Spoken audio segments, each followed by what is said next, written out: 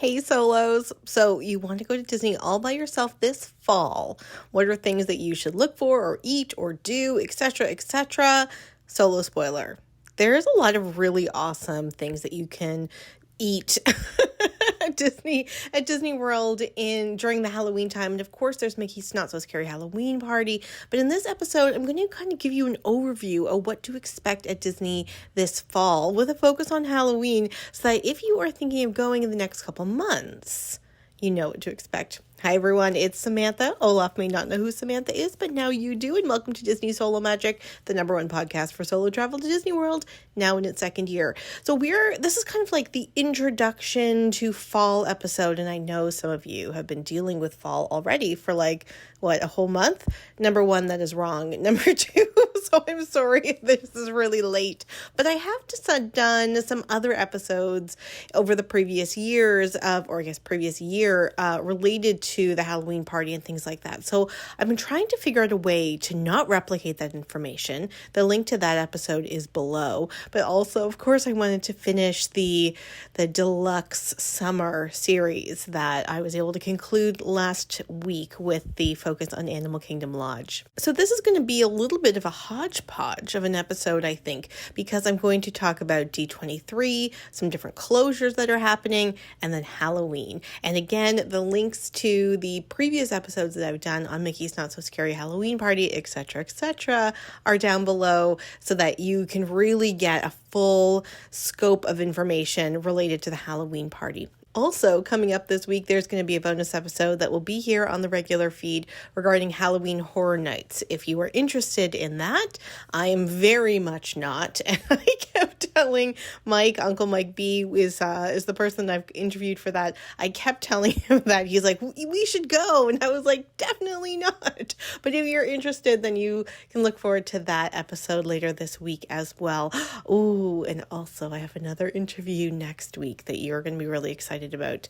All right, so the links to the episodes on Mickey's Not So Scary Halloween Party is below, along with all of my social media links. Again, September, it's a little light on social media, just a big deadline type of month, but that's okay. And what else? You can listen to this on Apple, Spotify, and on YouTube. There's a Patreon. All right. I don't think this is going to be a shorter episode this week. They've been so long this past summer that I thought you'd be okay with a shorter episode. So let's just get into it. All right. So there's so many things I want to do in this episode, although I have already told myself it's going to be shorter. There's so many things I want to do in this episode because I really want to capture fall. I want to capture the things that are happening right now and then kind of leave that out in the universe for you to catch it as well. So what I want to do is talk about D23. Then I'm going to talk about some closures and things like that happening this fall. And then I'm going to talk about Halloween. So D23 happened over the Labor Day weekend. It was a very big weekend in the Orlando area. It was the very first Halloween Horror Nights for the season. It was also Mickey's Not So Scary Halloween Party. It was also D23.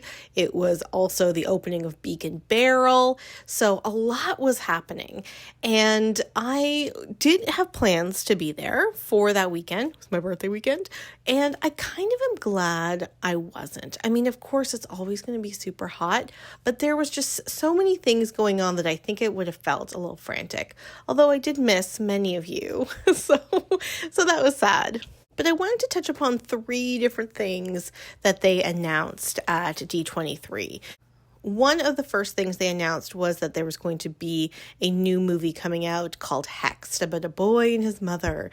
And I mean, I don't know. I mean, I do like princess things. Haven't there been 2 Disney Pixar movies that have come out in the last 5 years, 10 years about a boy and his mom? It just seems so, it just seems like pandering, it's like, we have a boy in there, so boys come as well. But, we got all these 40-year-old moms who should be interested in this as well. It just kind of feels pandering. And yeah, it was Mars Needs More Moms, things like that. I don't know. We'll see how it is. I'm open to it. But I am kind of, interested about whether it's going to be witchy, because Disney really likes to build up the things that they want to sell merchandise about. And they definitely know that Halloween has been a thing. So there might actually be some cool elements, witchy elements that people seem to really like around Halloween time that this movie could be a part of. So we shall see. Another thing they announced was that Carousel of Progress at Walt Disney World is going to have a little update. So they're going to add a scene and use the Walt animatronic.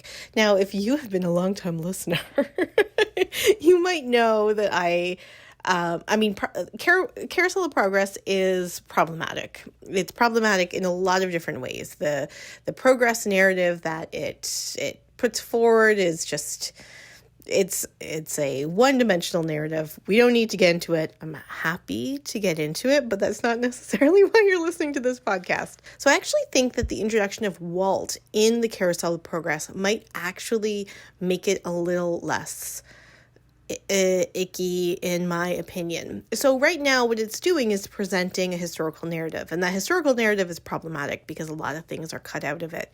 But I can imagine that if it starts with Walt coming out and saying, this is what we were thinking in the 1960s, there is a bit of a buffer that it's not like this is the historical narrative, but rather this is a historical narrative from the 1960s, and therefore it becomes like an artifact rather than a fact. And so I'm kind of hoping that that is what it's going to do.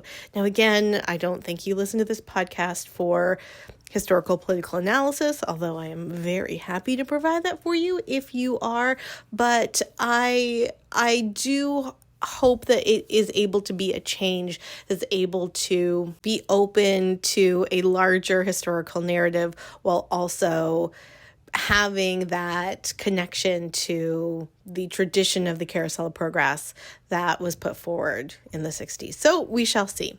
The other thing that was announced was the recoloring of Cinderella's castle. So it's really interesting because one of the Asian parks has the same castle and it is still gray.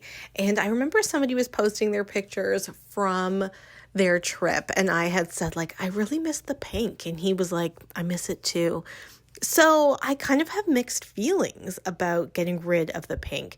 The blue and gray is a very 70s color scheme if you are, again, like thinking about when they were building the castle. So it'll be interesting if there is any sort of iridescent shimmer on it once they take off the pink, but they put the gray back, right? Because it's not just that they're getting rid of it, they have an opportunity to recolor it. Now, a lot of people are saying that they are hoping that the dream lights, Christmas dream lights, will come back once the gray color scale will come back. And I do too. The dream lights are such a beautiful addition at Christmas, and I've never seen them in person. What that is it's basically like icicle lighting around all the different turrets. Very lovely. However, I'm not entirely convinced that we're going to see the reintroduction of the dream lights when it goes back to gray. And that is because the Disney fireworks shows have really become projection shows. I remember when I was traveling to Disney right after Happily Ever After opened, I heard somebody was walking through Caribbean Beach and she had said, I like it, but it's really more of a projection show rather than a fireworks show. And I remember thinking to myself, like, oh my God, we don't need to criticize everything all the time. Just like enjoy it. But you know what? She was right. It's definitely more of a projection show than a fireworks show. And okay, I will tell you something. I do love the song.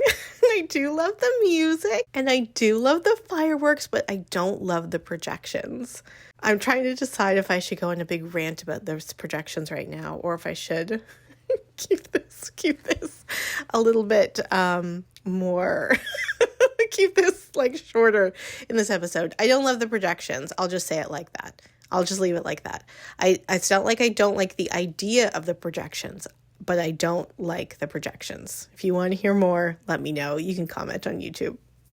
But one of the things that was done, I mean, I guess, I don't know this for a fact, but the stuff that I've read and listened to and all this stuff, one of the things that they did when they put the iridescent coloring on the castle was they created points to map the projections, or like where the projections need to go on the castle, so that it is perfect every single time. And that if there were the dream lights, it would get in the way of the projection mapping that is needed on the castle.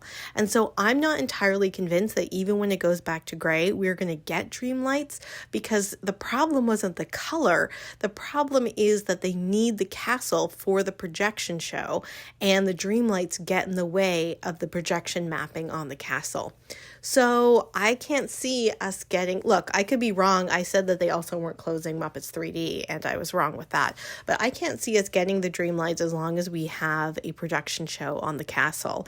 And you can't do Happily Ever After without a projection show, because there isn't enough fireworks, saving money. And so ergo, I don't know if we're going to get the dream lights back. I would love to be wrong. Let's clip this and see if I am wrong. But it's going to go back to gray. So I guess, yay. I don't know. We'll see. We'll see how that goes. So those were the 3 big announcements of D23. I don't know if I'm missing any, but let me know what you think about those 3 things. Let me know what you think about Hexed, and what you think about Carousel of Progress, and what you think about redoing the castle color scheme. I'm very, very interested. Okay, let's talk about something else that happened on the 29th, and that was the opening of Beak Barrel, the new bar and lounge that is Pirates of the Caribbean themed.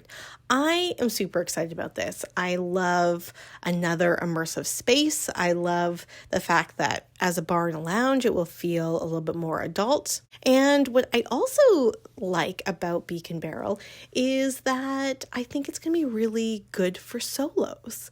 So a lot of times I'll tell you, when you're making reservations at places, look for reservations for 2 as well as reservations for 1, because it's the same table, but the computer will have more spaces for 2 than spaces for 1. It's a computer brain. It's not a human brain. Therefore, it's not always logical. Nor are human brains, but let's just stay on this particular track. But for some reason, it really seemed like Beak Barrel, as well as Geo82, I might add, the new lounge that's in Epcot, had spaces for solos, like spaces where you could just get a table for 1. Now, I had a listener, thank you so much, send me a dispatch from the field. By the way, I love this. I would really love it if we made it more regular, like a dispatch from the field. Tell me what your experience was going solo, and I can report back on the podcast. She sent a dispatch from Beak Barrel to say that it was actually quite accommodating for solos. There were both places to stand and places to sit as a solo. And yes, sometimes you were with others, but she was saying that she sat on a bar stool next to solos. So, look, when a bar and a lounge type of a thing is a place that is often kind of communal seating. So let me know what you think, but I'm really excited about that. And I don't feel any feels towards having to share spots. I don't love the idea of standing. I don't love the idea of making a reservation and they're like, okay, well you can stand here. And I'd be like, okay, no. But I'm totally open to the idea of sitting with other people. And I don't have to talk to them. I mean, I probably will, but you know what I mean. So I'm really excited about that. Oh my gosh, the other thing that opened that weekend, that Labor Day weekend, was the beginning of Food and Wine Festival. So Epcot's main festival, Food and Wine Festival, began that weekend. I think it was August 28th, not August 29th. And it goes until just before American Thanksgiving. Now, it's not my favorite food festival, but it's still delicious. And I'm going to have a whole episode about Food and Wine Festival, not next week, but the week after. calendar. And like I did with the other two festivals this year, I'm not only going to be talking about the different foods and activities and things like that are happening for this food festival, but I'm also going to be talking about ways that you can make a food festival at your own house. So I have already started cooking and things like that, and I'm taking pictures, and there'll be stuff on Instagram and on Patreon. So you can mark your calendars that in 2 weeks I'll be talking about the Food and Wine Festival. All right. Halloween is mainly celebrated at Magic Kingdom and at Disney Springs. Throughout August, September, and October, they have a lot of different foods and treats and things like that are special for Halloween. At Magic Kingdom, they also have some decorations on Main Street USA, such as banners and Mickey pumpkins and things like that on the lights, some pumpkin scarecrows and other things that are just very, very autumnal, very, very fall themed. There are a few decorations too at Disney Springs, but not a ton. It's not like Christmas. And I will be doing an episode the very first week in October about ways to celebrate Christmas and like the Christmas decorations and all that stuff at Disney. So you can look out for that. The main way that Halloween is then celebrated at Magic Kingdom and at some of the resorts and at Disney Springs is through food. So if you are planning on going to Disney solo and you are interested in kind of celebrating Halloween, but you aren't going to the Halloween party, more on that in a second, then what you could do is a bit of a food tour to be able to get some spooky food. So one of the things that is new this year at Disney Springs is Jock Lindsay's Hanger Bar has a whole Halloween menu. They are really the only one that does a big savory menu at Christmas time, and I guess they're like, oh, we should do this for Halloween as well. So they have some really, really cute food that's both sweet and savory, which I appreciate because a lot of the times the like bonus things that they have for these holidays are just sweet. And look, I love sweet, but you can't eat sweet all day long. You need something to like absorb all that sugar. So at the Hanger Bar, you can get things like Alien Invader sliders, which are like little chicken sandwiches. You can get Phantom dumplings, which are dumplings. You can get mummy sausages, like pigs in the blanket. They also have some alcoholic and non-alcoholic drinks that look really, really fun. So, and they have some decorations. So if you're going for the fall and you want a little bit of Halloween, definitely try there for some Halloween stuff. But if you're at Disney Springs, you can go and check out some other places too. So you can go to Amorette's Patisserie, and they have a lot of really cool different desserts for Halloween, such as the Wilting Rose, which is a dark chocolate mousse with raspberry gel. They have a Dr. Facilier Petite Cake, which is graham cracker, marshmallow mousse, and chocolate ganache. They have a Ghost Etremé, which is a cookies and cream mousse with house-made chocolate chip brownies. It all looks delicious. It is pretty expensive though, so be careful before you start ordering too much. One time I ordered a little cake. It's like a cake for one, and he goes to pick it up and I said, "Oh, I'm sorry, is that $24? And he said, "Yes." And I was like, "No, I'm good. It's okay." So it's like 30 Canadian. There's also Eat, which is an Indian restaurant that is like kind of where the Christmas shop is, and they have enchanted noodles, which is lo mein noodles with different vegetables and an unami glaze. They have a monster main, which is also lo mein noodles with a garlic chili sauce. And I ate there for the first time in April, and it was really good, and it was not that busy. So it is a good place for you to try that wouldn't feel too overwhelming if you're there solo. Gideon's Bakehouse, which I think is a little overrated. You can get a Bride of Frankenstein cake slice. You can get a Bride of Frankenstein cookie. You can get a Frankenstein cake slice, a Frankenstein cookie. And remember, there is usually a very long line, so you can decide if it is worth the wait.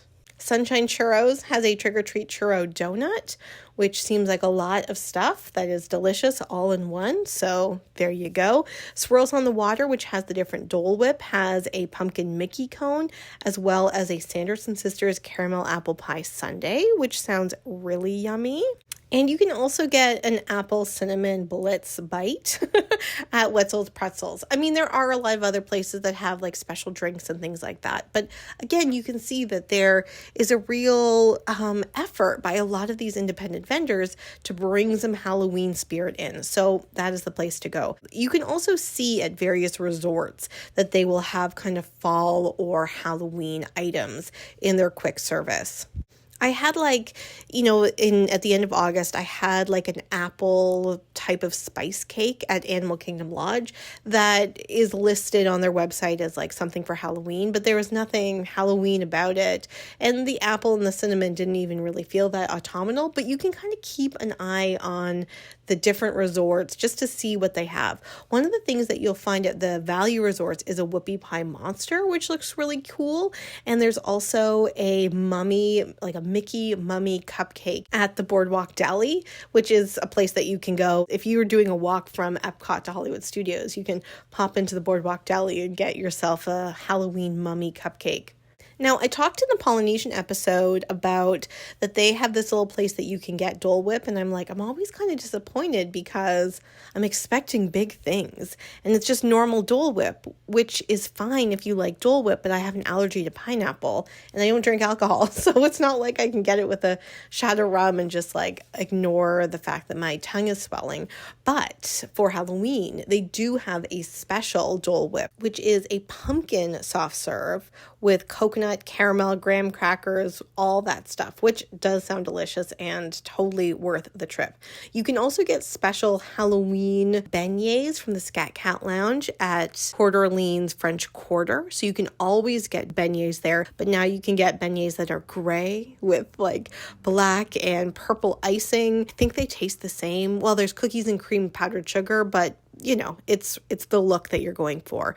I also really like to get the seasonal macaron at the Disney Riviera Resort. So in Le Petit Cafe, they have a trio of macaron, pumpkin spice, green apple, and blood orange. You can go check those out. And if you do make your way to Fort Wilderness at their quick service restaurant, which is called Trails End, which is basically right where the boat will drop you off, you can get a chocolate chip cookie dough brownie in white chocolate with a chocolate piece on top. And that's called the Headless Horseman Pop. And of course, that is a great name because that is right next to the barn where the horse, that is the Headless Horseman's horse during the parade, is housed, is stabled. I'm not quite sure the right word there, but that is where the horse is as well. So it's a cool place to go and check out. So I do just want to point out something. I don't want to be a downer, but I do just want to point out that all of these things sound really great. And if you go on their website, you might feel overwhelmed with all the choices that there are. But here's the secret.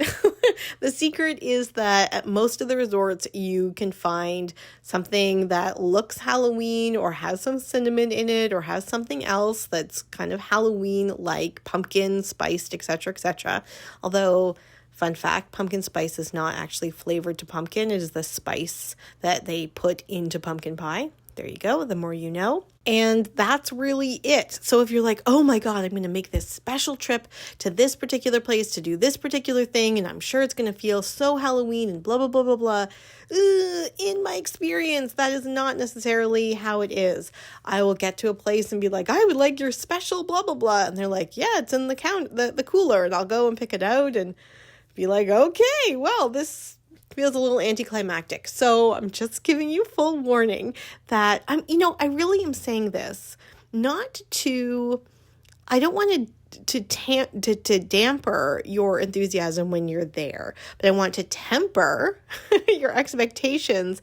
And I also just want to flag that if you can't go solo during one of these times, to not feel super disappointed because it's often bigger on the website than it is in real life. And I know I've said that, but I'm just saying it again to keep your expectations, because I know when you're going solo, I mean, sometimes you have a lot more freedom with your schedule, but sometimes you have even less freedom with your schedule. And so no matter where you are in that spectrum, I just want to flag that it's being there that's the most important. It's not necessarily during a particular time. It could be, but it doesn't necessarily have to be. So I just want to throw that out there.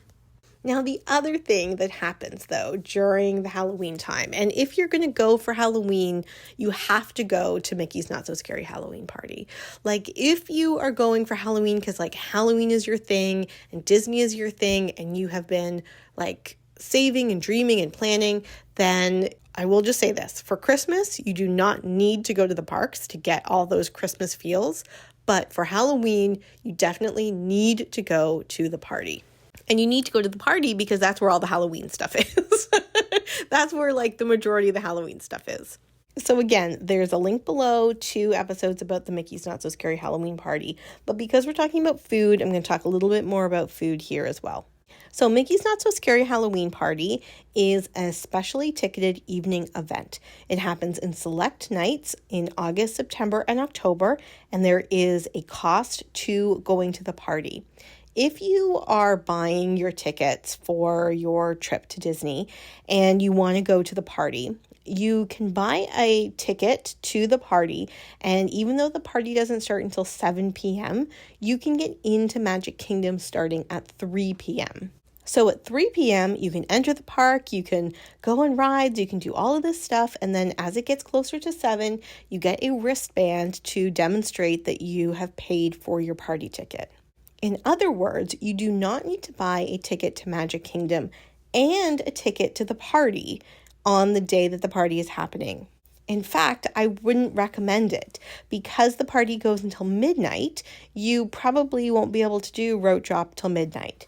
As a night owl myself, I love evening things, but I mean, I could never do that whole day. That's a very, very long day, and it's still going to be very hot and all of that stuff. So take advantage if you want to do some stuff during the day. Take advantage of coming in at 3 p.m., but also know that all the party stuff doesn't really start until 7 p.m. I will tell you this, and this is something that a lot of different people will tell you, that if you are not planning on going to the party, but there is a party that day, then usually Magic Kingdom has lower crowds on the day of the party, like during the day, because people are waiting until 3 p.m. So if there is a party and you're not going, I would recommend going to Magic Kingdom that morning and early afternoon because there'll be fewer people there than on a regular day. So the party starts at 7, it goes until midnight. I have been twice and it is a lot of fun. And I've said this before and I will continue saying it, I guess, but like the Christmas party was really fun, but it's really traditional because it's Christmas. Like you're gonna Christmas. But Halloween, Disney can bring in a lot more trickster energy. So it just feels different. They can do different things. There can be things that surprise you. Whereas at Christmas, they just want to like put you in a warm, hot chocolate hug, whereas at Halloween, they can do some different things. The wait times for the rides are less. There is entertainment throughout the park. There is a special parade. There is a stage show. There's a fireworks show. There is trick-or-treating. Now, look, I've seen a lot of videos and Instagram posts and things like that of people just cleaning up during trick-or-treating. That has never been my experience. I get like 1 or 2 pieces, or I'll go later in the evening, which is something people recommend, and I'll get maybe a handful. But like, if I'm going for the free candy, it's still a lot of money. It's still a lot of money to go for quote unquote free candy. So I just kind of have given up the idea of trick-or-treating during the Halloween party because I would rather do a whole bunch of other things. Both times that I went in costume, and it was great and really fun, and it was a really good point of contact and connection with others. And so I do already love talking with cast members, and I have no problem talking with other guests or things like that. And so it was just more of that because of the costume, and I thought that was really great. Plus, like, cast members often just really want to like hype you up, and so if you, like, for example, if you your normal everyday life, you have mainly people in your life that don't get excited about things like costumes or Disney or all that stuff. This is the opportunity for you to go and get full costume, full Disney, and just like do the whole thing. And I would really highly recommend doing it because it is only appreciated when you're at Disney. Like, that is the vibe. Appreciation, appreciation, appreciation. I love it. Again, check those other episodes for more. So there are some foods that you can only get during the Halloween party. At the Main Street Bakery, they have a cheesecake and a cinnamon roll. There is a pumpkin sundae at the ice cream parlor. Casey's Corner has barbecue pork and street corn french fries and a hot dog and things like that. You can get this without the barbecued pork on it. I got that last year without the barbecued pork, and it was really, really great. At the Golden Oak Outpost, there is a new Cajun crawfish and sausage poutine, like poutine, which is waffle fries, Cajun crawfish, and Dooley sausage gravy and cheese curds. That sounds delicious. I would love to try that. At Pecos Bin, they have buzzard wings, which are like giant chicken wings. They have a grilled massa flatbread, which I had last year and was delicious. They have pumpkin pie mini churros. Sleepy Hollow Refreshments also has a creepy kimchi corn dog and a pumpkin spice funnel cake. Pinocchio Village House has fried pumpkin ravioli and garlic parmesan chicken strips. Like, look, all of this sounds really delicious and fantastic. And last year when I went, I wanted to go and eat all of the things, but a couple things. Number one, think about your party time. The party time, like, you aren't there for a long time. So if you are there for the whole of the party, just going and eating all these things, that's really great if that's what you want, but you might not be able to get a chance to see the fireworks or the parades and all that stuff. You can get reservations at restaurants like Be Our Guest, and Be Our Guest actually does have a special menu during the party. But again, if you are sitting at Cinderella's Royal Table or Be Our Guest and you're there for an hour during the party when the party is only a limited time, it's not really the best use of your time. So at those different restaurants, reservations start at 4 where you can get the Halloween party menu, and I would really recommend going as early as possible. I would also really recommend planning out your food that you want as before, as early as possible as well, like before you get to the party. So you can kind of identify what you want to eat and where you want to stop. But also solos, I would eat beforehand. I would eat as much as I can beforehand so that you aren't there hungry and just looking for food, but rather you are like comfortable and now you just want like snacks, sweet and savory snacks. Last year during the Christmas party, this still applies to the Christmas party, the evening Christmas party, I went and had a big full meal right before the party, and then I came out of the restaurant and the party had started and it was perfect timing.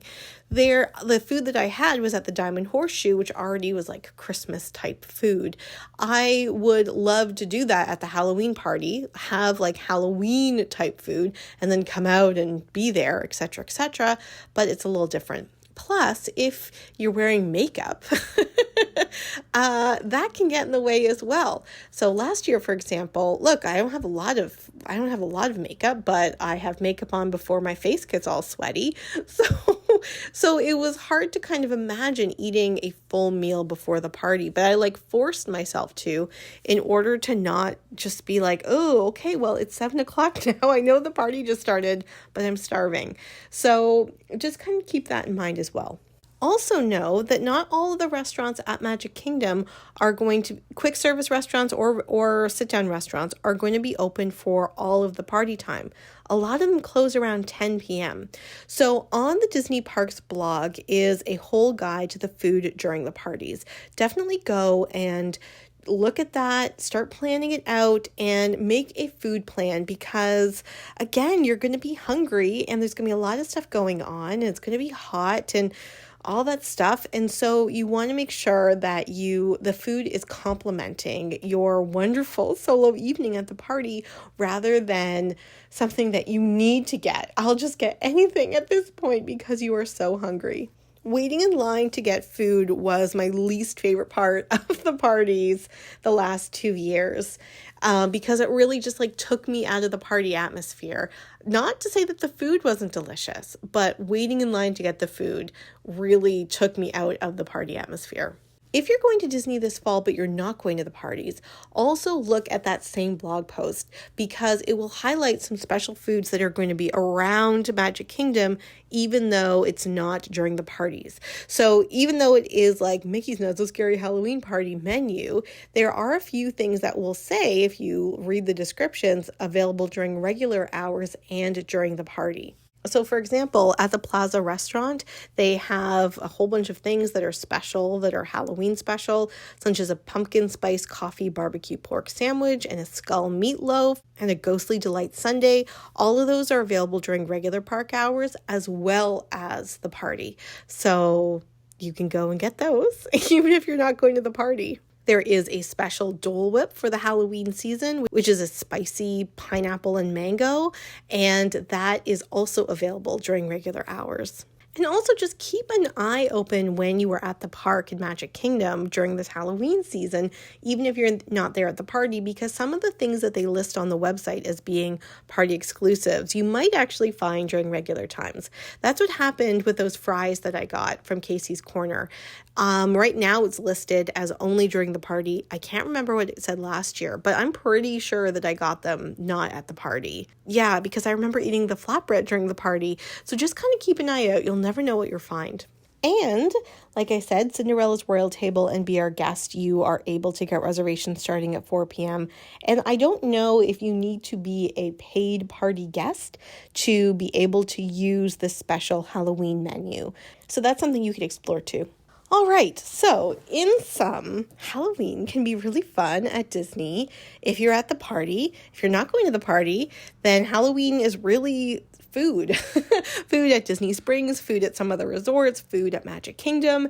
And even if you are like, oh my God, it's going to be so Halloween, so food, all that stuff, in my experience, I would temper your expectations a little bit so that you don't get disappointed, because sure, you could get that, X, Y, and Z, pumpkin spice, blah, blah, blah, blah, blah. But in my opinion, at least, if not everything around you is seasonal like that, it can feel like a little bit of a letdown. So if you don't want to be let down and you are full on Halloween, then go to the Halloween party. Again, the tickets get pricier the closer you get to Halloween. And if you are doing some long-term thinking that even though August is way too early to celebrate Halloween, I would look at getting an August ticket because it would be way cheaper. Now, if Mickey's Not So Scary Halloween Party is not your thing because you want some scary, then Halloween Horror Nights at Universal Studios is a better bet for you. And if that is something you're interested in, guess what? I'm going to talk all about that later on this week with Uncle Mike B. It's going to be on this feed, so keep an eye out for that. Anything else? I think that's it. So a special bonus episode this week, and then a very, very exciting interview next week. So stay tuned for that. And the week after that, I'll be talking all about Food and Wine Festival. Then I'm going to do a little tour around Epcot, and then I'll begin October by talking about Christmas, because who's not thinking about Christmas in October? I'm not, but you might be. All right, bye.